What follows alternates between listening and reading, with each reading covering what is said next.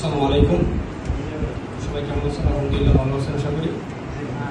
আজকে go and human rights society ইফতার মাহফিল উপলক্ষে হয়েছে, কিন্তু এই ফিলিস্তিনে যে গাজার যে আগ্রাসনটা, এই সময় 400 ফ্যামিলি দেখা গেছে যে এখানে আগ্রাসনের শিকার হয়েছে। সেমিলি আছে, এটা তাদের ইফতার নাই, যে আমাদের এই পণ্যগুলোর মাধ্যমে এক একটা ভুলের তারা প্রয়োগ করতেছে।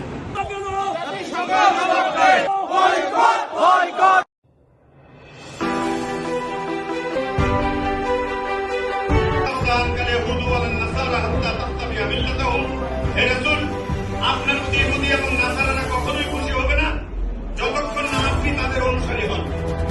আজকে